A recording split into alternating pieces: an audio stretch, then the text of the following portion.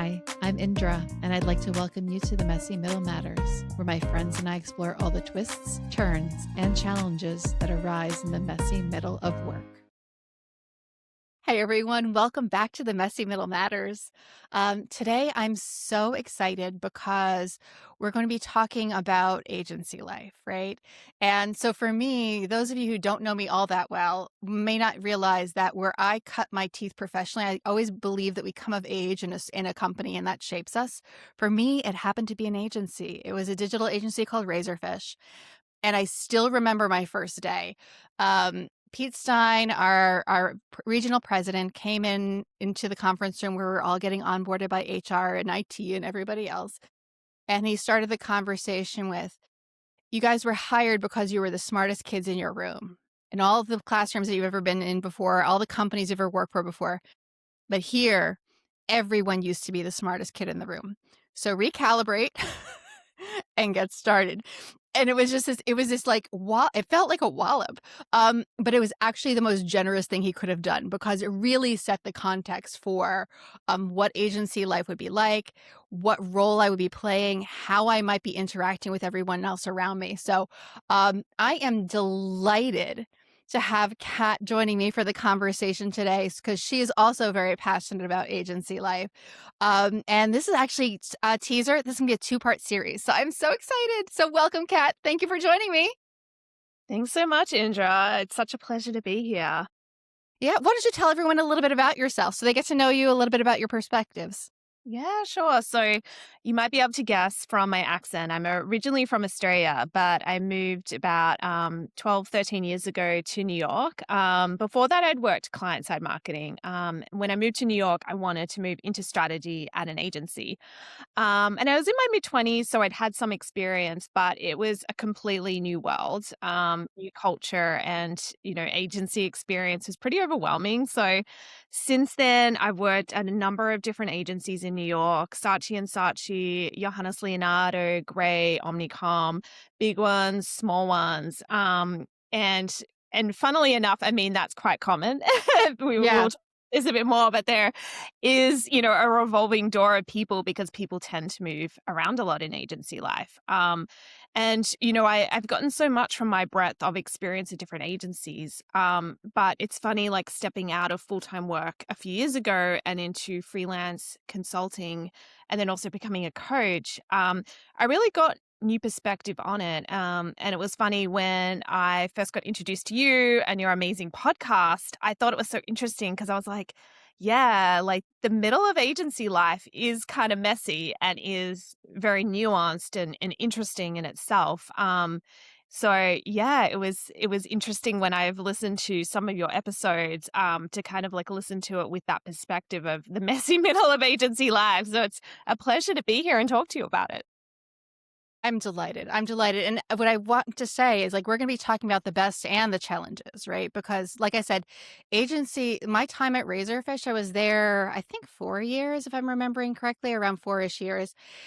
It shaped me. It gave me skills that I use to this day that I never thought that I would have. It prepared me for so many different facets of life and facets of work that I would have never, ever, ever gotten if I'd only stayed on client side. And just to give people language, client side means you're in-house, you're working for a company that creates a product and puts things out. Agency side is you're helping other folks, just for gross simplicity. In-house, client side, same thing, working in a company. And agency side is its own thing, or consulting. We might throw that word out there too. That'll be also like the non-in-house folks. So anyway, yeah. So, how did you first land in agency life? Is that something you pursued, or is it life just landed you there and you really got to experience it for the first time? It was kind of, that New York dream where I landed in New York without a job. Yep. But as soon as I landed, I was like, no, I'm getting a job and, New York is going to be my place. So I hustled for 3 months. I met with 70 people for coffee, for like chats. I actually remember meeting someone at Razorfish who was an Australian. I would just literally talk to anyone and anyone I Dominic could. Venuto, maybe? I don't think it was him. I need Okay, to no, there were a lot of Aussies at Razorfish. There were a lot. Yeah. And that's the funny thing about New York and advertising life. There are so many Australians out there. So So you're meeting with a lot of sorry, people, don't having worry. coffees. Yeah. And then I mean, I thought it was kind of a scam. They were like, "Do you wanna go for an interview at Saatchi& and Saatchi?" And I was like, yes, absolutely." And, it was one of those right place, right time kind of situations, but the hustle kind of paid off, and I got a job as a strategy, it's kind of a mid-level strategist at that time at Saatchi, which was pretty incredible, because it's got such an That's amazing name. huge. Saatchi is so amazing in so many ways in terms of the brands that they have. Like I was working on Miller Lite, Chase, Walmart during that period, with some amazing, talented strategy directors and yeah, senior strategists. Yeah, and so you just named a whole bunch of different brands. I'd say that's one of the best things about agency life is it exposes you to such a breadth of industries, such a breadth of client types, such a breadth of types of work that are out there. Even if you are within one craft strategy, you could be working across a lot of different things and collecting a lot of knowledge along the way. Yeah, absolutely. And it was funny, like having that first experience because I was like, okay, this is what it's like to be a strategist at an agency. This is what it is. Yeah. And, since then, what's interesting is, every agency you go to is so, so different. They have different styles, different ways of working, different approaches. And the people at the top kind of really shape that. And then the people you're managed by shape that, the people you collaborate. And I think it's interesting, comparing then the big kind of network agencies to like smaller agencies because they're really their own beast. They're shaped more directly by the founders who are, very present and still have that influence at them. Yeah, and it's, the phrase that was coming to mind is and it's not true everywhere. To your point, every agency is a little bit different. But some of them can be so personality driven, right? And that totally makes sense because you're pitching work all the time. You're giving presentations to clients all the time. And through that, you need to develop your own persona, your own identity. And so that sometimes can shape also the agencies and the way that the agencies work. Yeah, yeah, absolutely. It's almost like if the newer the agency, maybe the smaller the agency, probably like the closer or like the more that founder's touch is on it in terms of like how you work. Like, is it cultural driven? Is it more like data driven in terms of how you approach things? Like, what kind of clients are you going after? What type of projects are you going after? But that's interesting in itself, where it's like yeah, the personality of the founders is definitely, has more of an imprint. Yeah, and I got to Razorfish after the founders had already stepped away. It still had a little bit of those echoes of things. But one of the things that I found as I moved from client to client, project to project, I was not exclusively, but largely in the financial services vertical there. Um, what was interesting was how much my clients' culture impacted my day to day, the way that my team worked, the way that, and it was this really interesting experience and navigate because my role when I was there, senior project manager, working a lot with the account teams and with the BD teams in developing things. But it wasn't just the razorfish culture that I was trying to align with. It was also the culture of the company that I was working with and finding like walking that fine line was always, I found it a challenge. I don't know how it was for you. Yeah, I mean, that's interesting in itself. I'm curious, how would you describe the finance culture that kinda impacted you? Financial services? So Yeah. it was also a really wild time to be in a financial services vertical. So I was at Razorfish. I'm gonna guess halfway through. I would literally have to look at my LinkedIn to know exactly when it was. But I was there when when the housing market collapsed here in the US. So, um, that impacted everyone, either directly, indirectly, clients. I have stories to tell that I would not ever tell on a podcast, but, so for me, it was a really unique and interesting time to be working at an agency during a economic crisis that was heavily impacting all of our day-to-day clients, but mostly primarily the vertical that I sat in. And so, um, I'd say before that, it was I think it was a little bit cleaner, like, everything was very buttoned up, very clear. It was the standard operating procedures of what you would have to do to balance those 2 cultures. But after the collapse, it was very different. It was very different because our clients had to operate in such a very different way. Not only were they having to deal with their financial headwinds and their restructurings and all of the regulatory environment changing and the way that they were showing up for clients or investors or the general public was changing. So it was a ride. It was a ride, not your typical one, but it's the moment where weird side story, but it's the moment when every single project from that moment onwards, I was like, what happens in the, and I'll bleep this out, what happens in the oh shit scenario, right? Uh, So, like where everyone needed to be really ready for the, how do I put up a big giant message on my website, and that point, apps were barely there yet, but how do I put up a message for all my clients that like, we're on it. We're on it. We're paying attention. We're on it, but it needs to take priority over your day-to-day business because you have the press coming in. You have all these other people coming in. And so from then on, I was like, okay, I need to worry about that like everything is sideways scenario and always have a plan for that. So that's one of the things that shaped me. Simple question you asked me, but lots of memories came rushing back as you asked it. No, I mean, I was genuinely curious. But I think you're completely right. I think the client's culture definitely shapes, you as an agency, how you respond, what you prioritize.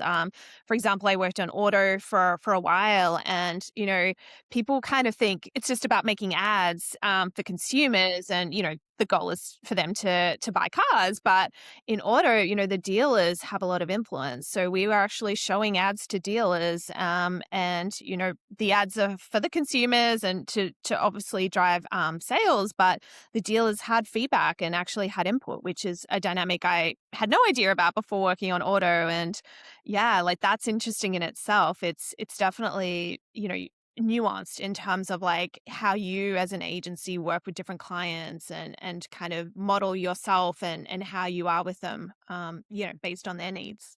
Yeah, and as you're talking about it, the other thing that comes to mind, and I don't think this is unique to my role, it might have been more prominent in my role, probably pretty prominent in your role that you had, but you get exposed to the way that organizations function in a very different way than if you were in-house. Like I'm imagining myself like as a software engineer in a company. I'm working on my task, I'm doing my thing. As a software engineer inside of an agency where I'm trying to work on something.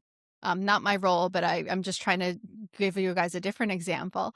But if I'm working as a software engineer inside of an agency, I might have this indirect visibility into how things work, whether it's how which client, which contracts did go through, which contracts didn't go through, like how many stakeholders are we talking to, how many people have a say. To your point, like do I need to show our work to dealers because we need to make sure that they can use the system that I'm keying in and coding together.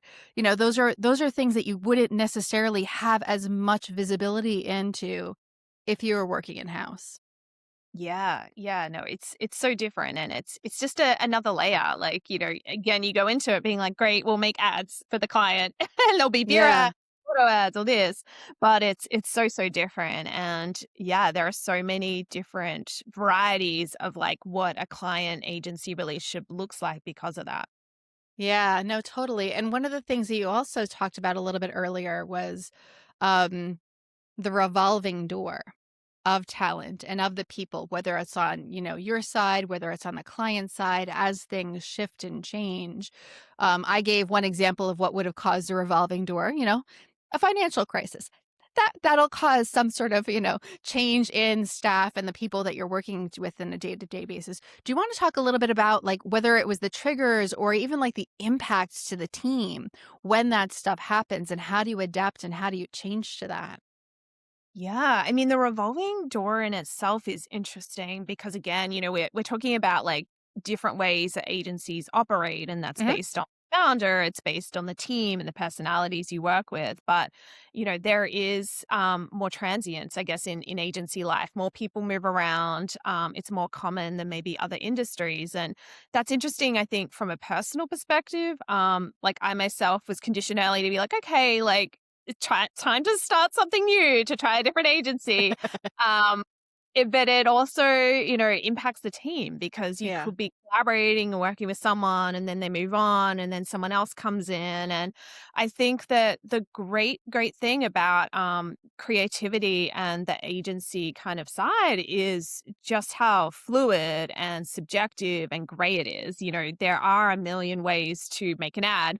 There are a million different ways an ad could turn out, but it's also, like, hard as well because someone's style and way of working could be completely different. You could have one manager that really prioritizes the data and the research and Mhm. having, like, a really tight brief that's, like, beautifully worded, and then another person that comes in and says, "No, it's all about, having meetings and collaborating, and yes, the brief's important, but it's about, like, in-person collaboration," which could be different, they could prioritize that. So I think what's interesting with the revolving door is, it's another layer. It's like, which people within the agency, are we diving with? And then if someone shifts and change, that also kind of changes how you personally work and how you work within your team.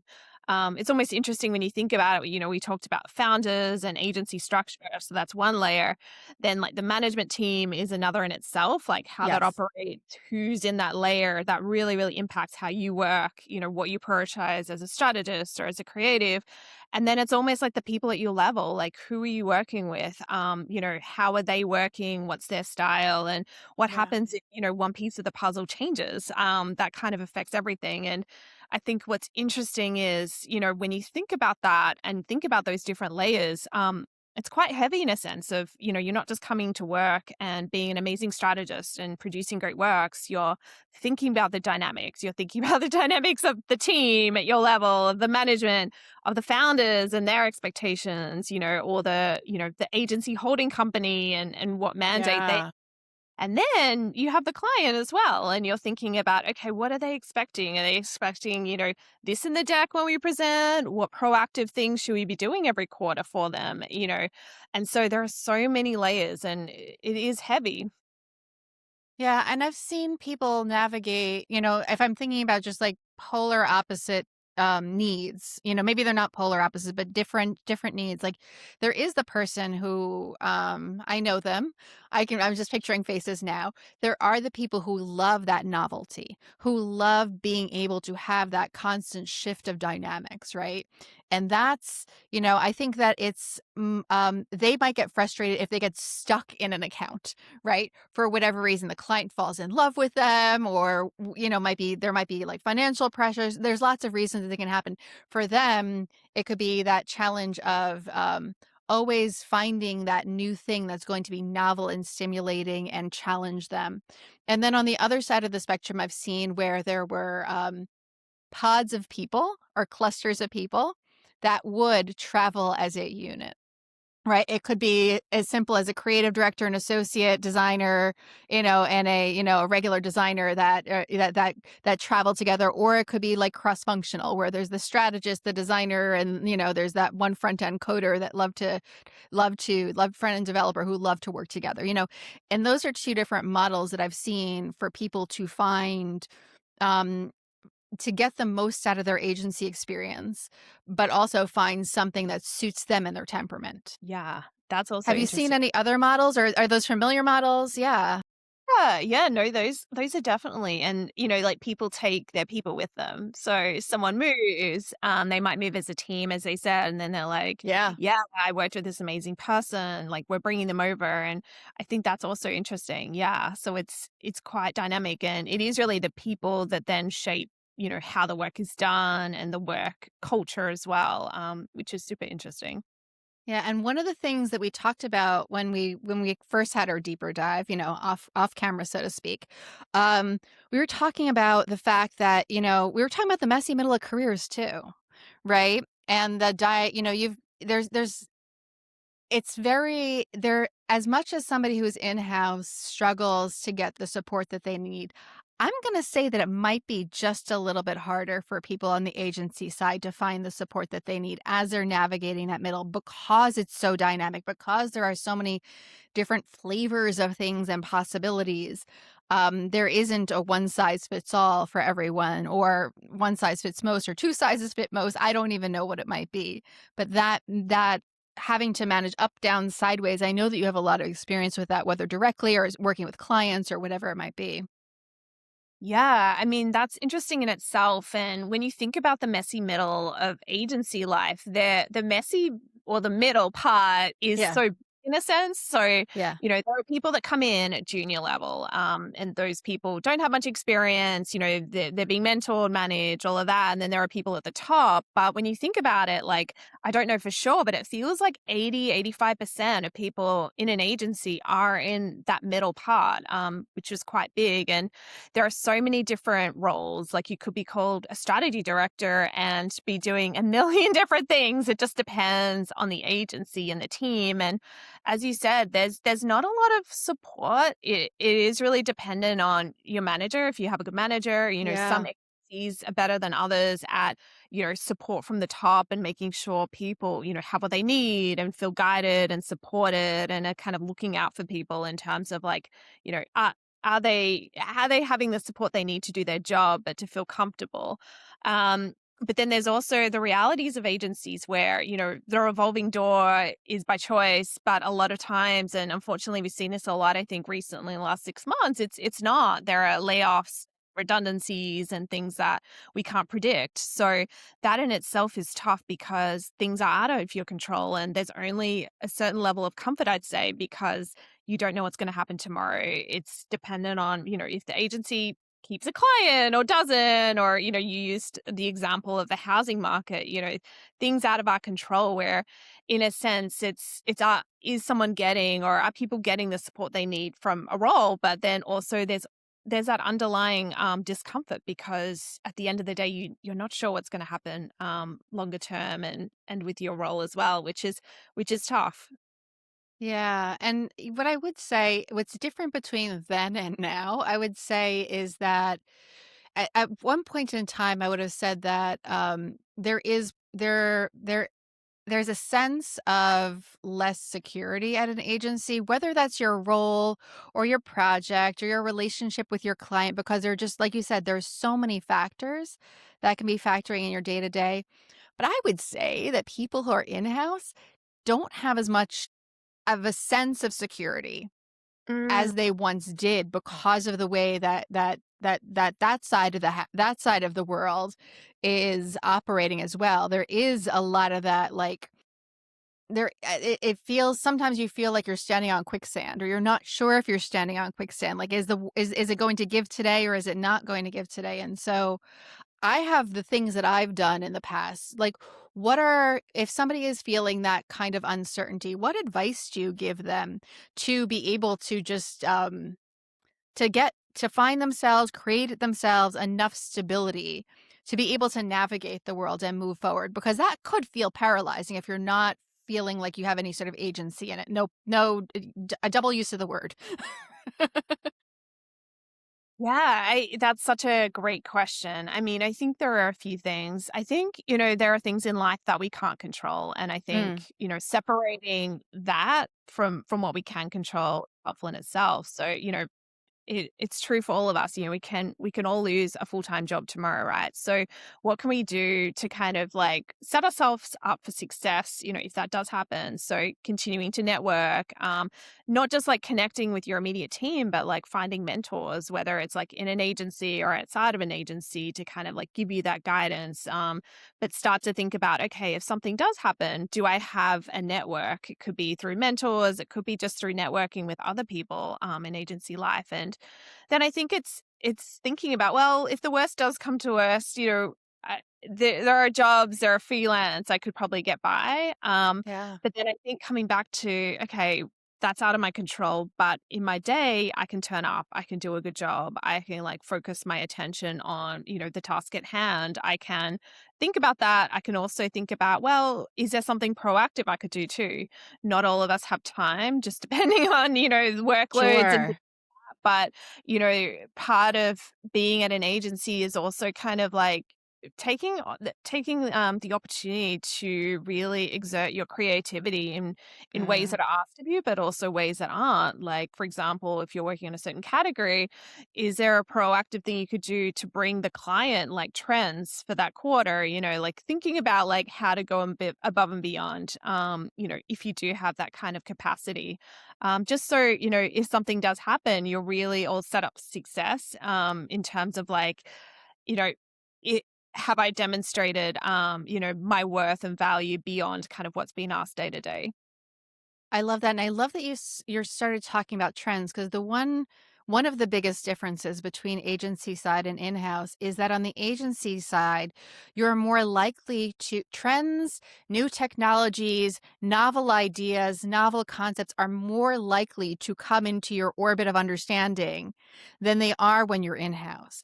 And being able to collect those and understand all the great things that you know that you can bring to whether it's your next client project, whether it's your next agency job, whether you go in-house, you've have access to so much more novelty, for lack of a better term. It's not the best term, but you get to see all these like emergent, nascent, developing things. And they whether it's through your clients or through partners or through strategists like yourself who are keeping their eye on the market and what's trendy or on trend or trending or whatever it might be, that's a huge thing. And the one other thing that I would add also is create your community inside of, like, you were talking about networking outside, but even within the organization, like create your community. Like one of the I don't remember what antiquated, oh, it was Yammer. It was a way antiquated messaging system. Way antiquated messaging system. But it was I and a colleague of mine, Simon, also an Aussie, we actually pulled together a knowledge repository for the project program operations management craft discipline within Razorfish, to be able to help each other out as a community. Hey, does anybody have a scoping tool that has these particular factors in it? And we help to pull that together and generate a community within that community, because it was that particular discipline. Usually we're very scattered and there's one of us on a project or even on a client, and we don't really have to talk to each other, but being able to like lean on each other when something would go sideways, that was a huge thing.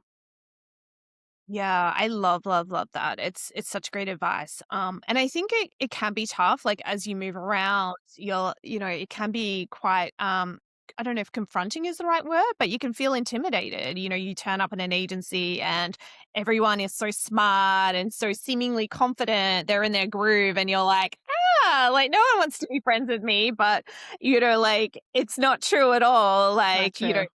people do want to connect, and that's honestly where agency culture is at its best. I think when you do reach out, you do say hi to someone at the water cooler, if you're like in the office, or even just like through coffee or virtual coffee connections over Slack.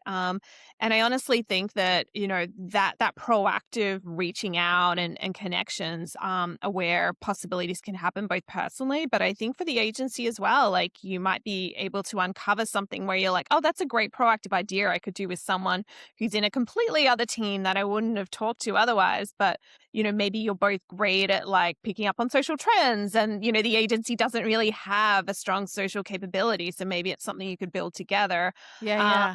Maybe like, if the unfortunate does happen, if, your client does leave the agency, you've connected with someone on another team. So that something fruitful might come for that. But I don't think there's any harm that can come from like reaching out and connecting like cross functionally, at an agency, building those connections that wouldn't exist naturally, just because of your role, but just like forming them because of networking, but because of, what could come of that, in terms of like sparks and creativity. I love that, and I especially love the one thing that you hit on that I want to make sure I underscore. People within agency life really want to support each other. Like I remember there was a moment where I was in, I don't know if it was a client meeting, a pitch meeting, whatever, and there were a bunch of us around the table. And one person from Razorfish was sitting next to me, across from me, doesn't matter where they were. And we were like, yes. And as such and such said, and they would say, yes. And as Indra said, and like, oh, yeah, we love to think about things this way. I had never met this person in my life. We didn't even say hello to, like, we literally walked into the conference room and discovered that we were at the table together. But we knew that we were a team. We had an objective. We were going to make each other shine.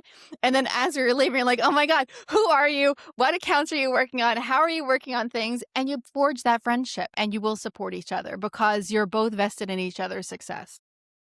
I absolutely love that. I think there is that natural support that does come in, which is really nice because agency life overall can be cutthroat, just because of the nature of all the different factors, that we've talked about.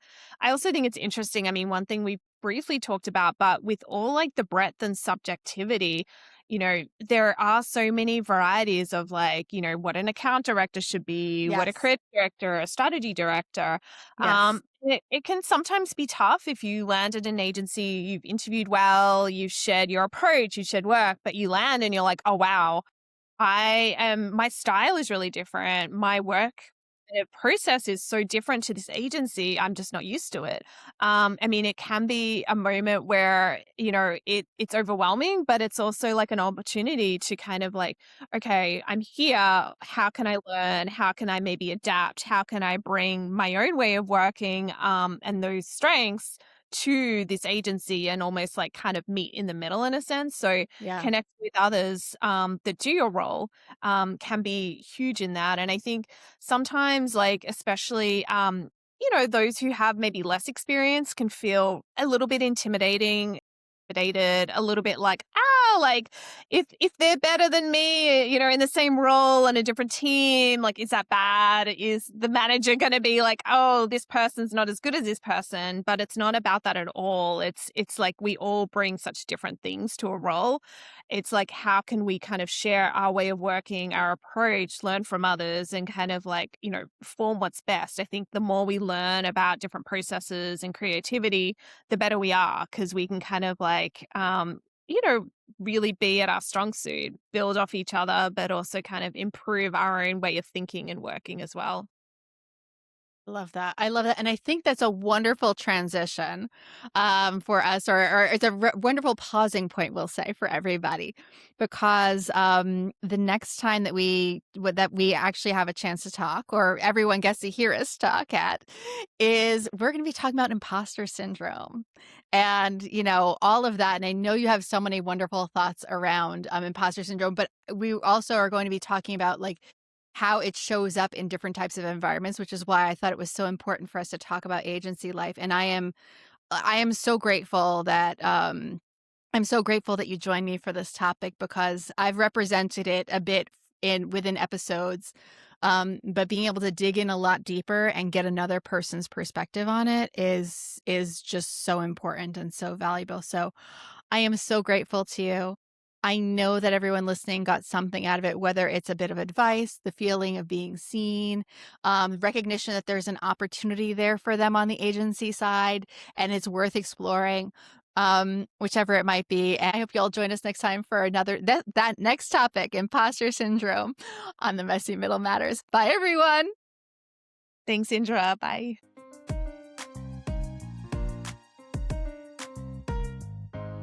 Thanks for taking time with us in the messy middle. Word of mouth remains most powerful way for people to find us. If this episode sparked something for you, we'd love it if you'd subscribe to the podcast on your favorite app, download a few episodes, and share it with someone else who's navigating the in between. Do you have ideas for future episodes or topics you'd like us to explore? You can find our feedback form at themessymiddlematters.com or in the show notes. Thank you for joining us on this journey. This work is better when we do it together. Until next time.